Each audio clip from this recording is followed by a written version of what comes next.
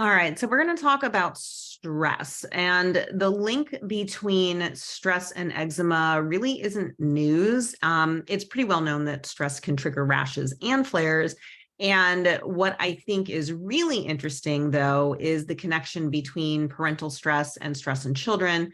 Essentially, we share our stress with our children. And I want to dive deeper into this for you about how your child can have stress and how that triggers rashes and flares, because in working with clients, most people report little to no stress for their children. And while you might not think that your child can have stress, I do want you to know that all types of stress, so whether it's emotional, physical, or toxin, environmental exposure related, all of these different types of stress cause similar chemical changes in your child's body. Essentially, what this does is increase cortisol levels, which is the body's main stress hormone. And cortisol is inflammatory. And if you recall, I've talked about this quite a bit, that eczema and chronic skin conditions like it are inflammatory conditions, and inflammation is an underlying driver for them. So when it comes to this stress response and that release of cortisol, that's normal. And when it's short term, it's part of a normal and healthy stress response. And this is our fight or flight response. It's long-term stress that's chronic and can become problematic because those changes that prepare the body for that short-term response should return to normal, and they don't. And so that cortisol stays high, which means so does the inflammation. So chronic stress actually adversely affects your child's skin barrier, and it makes their body more prone to allergic responses because it changes how their immune system works. And again, we're talking about that inflammation. And chronic stress actually can cause gut hyperpermeability, which is an underlying issue when there are rashes and food reactions as well. And you might not think that your child can have stress, right? And they might not, right? They might not have work stress or relationship stress or be worried about finances, but the vicious cycle of having rashes and flares creates both chronic and emotional stress for your child, no matter their age, and then these unfavorable downstream events.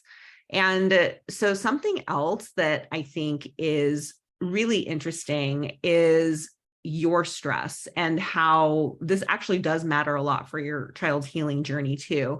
So I know it's very stressful, and I'm sorry that you're going through this, with your family, with your child, but I want you to know how important it is for you to manage your stress in the situation as well, because your child can feel your stress, and your stress, again, does become your child's stress. There's a lot of research on this subject.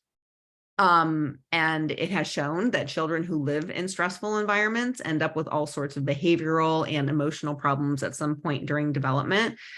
For example, parents' own anxiety and household stress has been linked to their children's emotional problems, including behavior issues, aggression, and anxiety and depression. Maternal stress has also been linked to factors in infancy that later predict anxiety as the infant gets older. Also maternal anxiety and depression are associated with children's impulsiveness and problems with attention. So this is just to give you some ideas of how, your stress can actually impact your child. And, stress can even begin to impact a child before it's born. So for example, and this I think was a really interesting study, that mothers who experience some sort of trauma during pregnancy, like mothers who were pregnant during the Holocaust or who had to evacuate the World Trade Center on 9/11, tended to give birth to infants that were at greater risk for depression and anxiety. So this suggests that the effects of both trauma and chronic stress can also be transmitted from one generation to the next.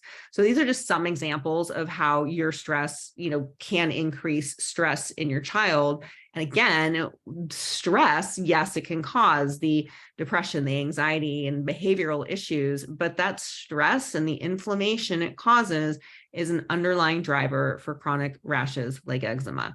So what is really important, and bring this back to stress management and techniques that can be helpful for you and for your child. So I'm going to drop a link below this video to some resources that might be helpful for you.